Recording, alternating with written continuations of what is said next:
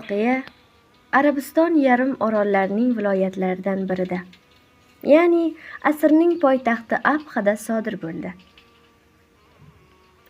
Shom namozini ado qilib bo'lgach, qiz oynaga qarab pardoz qilar, nikoh to'yiga o'zini tayyorlash uchun qordek oppoq kelinlik libosini kiyar edi. Shu asnoda u xuftonga aytilinayotgan azonni eshitib qoldi va unga tahoratsizlik etganini esladi. U onasiga, "Oyi, men tahorat olib namoz o'qishim kerak", dedi. Onasi bu so'zlarni eshitgach hayron qolib, "Esing joyidami? Seni pastki qavatda mehmonlar kutishyapti-ku. Tahorat olsang, yuzingdagi makiyajingning hammasi rasvo chiqadi-ku.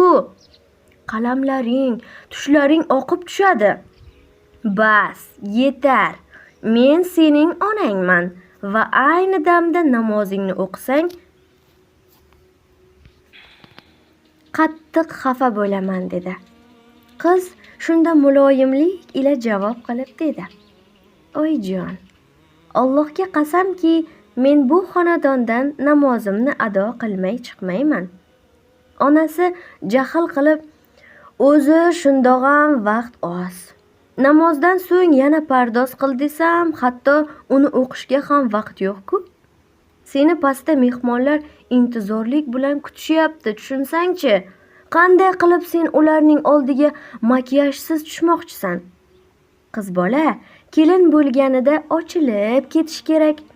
Makiyajsiz ularning ko'zida chiroyli kelinlik tasavvurini qoldira olmaysan, jon qizim. Ular keyin sening ustingdan mazax qilishadi."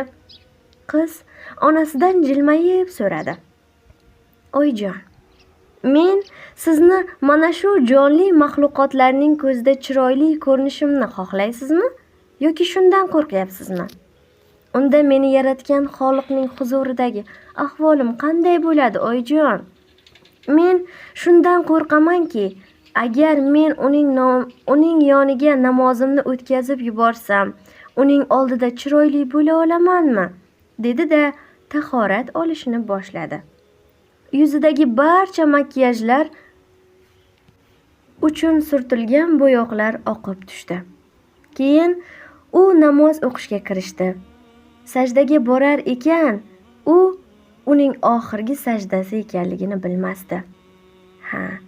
U sajdaga borganda nafas olishi to'xtadi.